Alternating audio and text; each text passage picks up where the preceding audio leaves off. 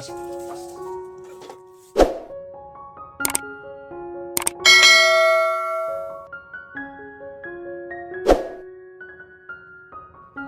ini dia bahan-bahannya. Saya sudah siapkan di antaranya tepung terigu protein sedang 250 gram, air 250 ml, 1:1 dengan tepungnya ya.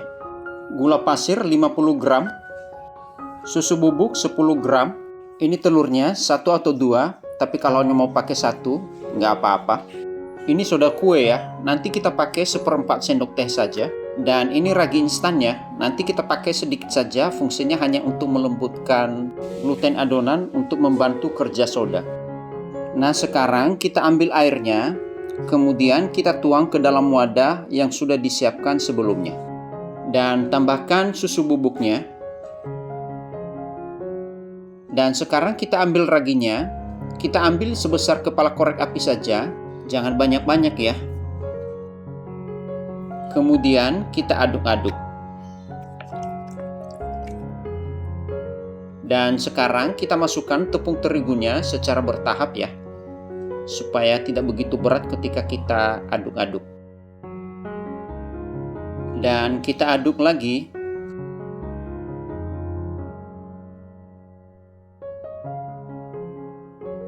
Tambahkan terigu yang masih kita sisakan tadi, kita habiskan aja semua ya.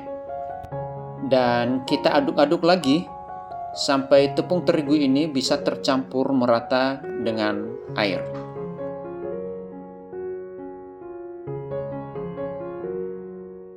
Oke, ini dia terigunya, masih kelihatan keras. Dan untuk membuat adonan ini menjadi lebih lembut, kita aduk-aduk seperti ini. Kita lakukan tindakan ini dengan santai saja, jangan tergesa-gesa, supaya adonannya lebih rileks. Di dalam mengaduk adonan ini, sebagai tolak ukurnya, adonannya itu menjadi halus ya, lembut dan elastis nantinya ya.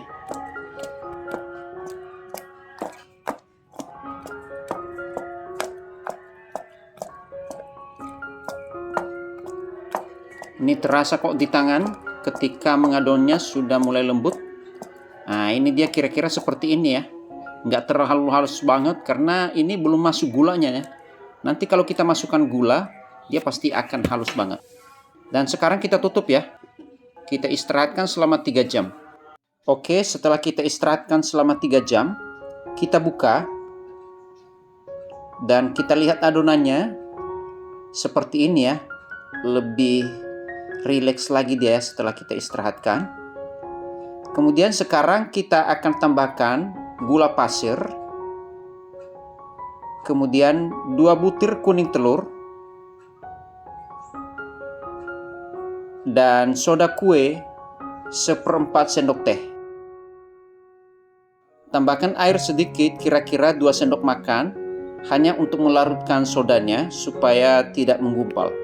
Kemudian kita aduk-aduk sampai bahan-bahan tambahan ini tercampur dengan merata.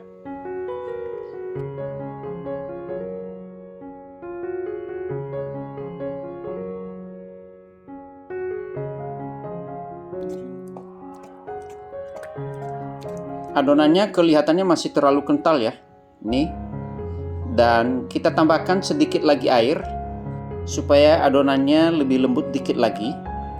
Tapi bagi teman-teman yang suka gaya kental sih nggak apa-apa. Cuman saya nggak begitu suka gaya yang terlalu kental ya. Saya suka yang sedang-sedang saja. Konsistensi adonannya seperti ini ya. Seperti ini yang saya suka. Nyalakan kompornya dan panaskan loyangnya. Dan setelah loyangnya sudah panas, lalu kita kecilkan apinya sekecil-kecilnya. Ini ya, loyangnya sudah panas ya. Dan kita tuang adonan ke dalam loyang dengan pelan-pelan hingga adonannya merata di seluruh dasar loyang. Bentuk pinggiran martabaknya.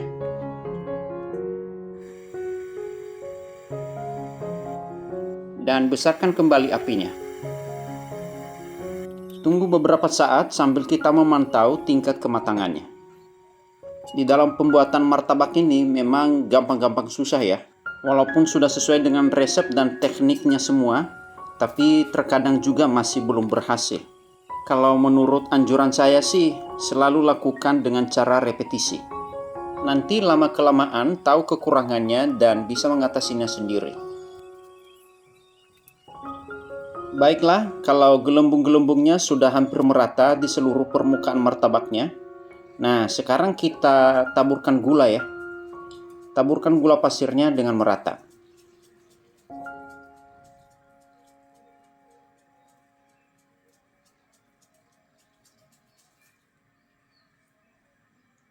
Dan kecilkan kembali apinya. Lalu ditutup dan berikan celah udara sedikit supaya pori-porinya masih terus terbentuk ya, tidak tertutup.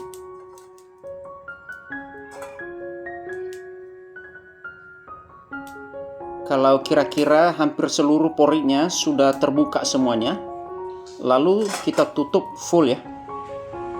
Dan kita tunggu kira-kira setengah menit, paling lama 1 menit, lalu kita buka.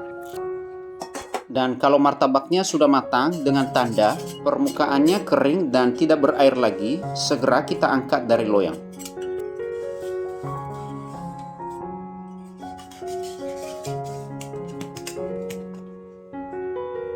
Selagi masih panas, langsung berikan margarin 1-2 sendok makan.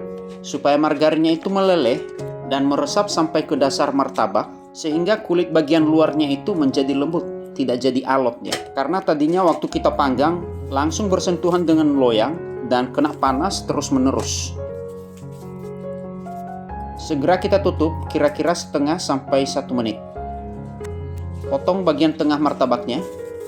Berikan topping sesuai dengan selera masing-masing.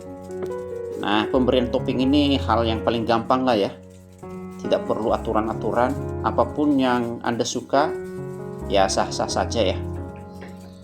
Oke, di sini saya menggunakan toppingnya keju parut ya. Berikan susu kental manis. Dan bagi teman-teman yang tidak begitu suka susu kental manis ini bisa dikurangin atau di skip saja. Lipat martabaknya, kemudian rapikan toppingnya,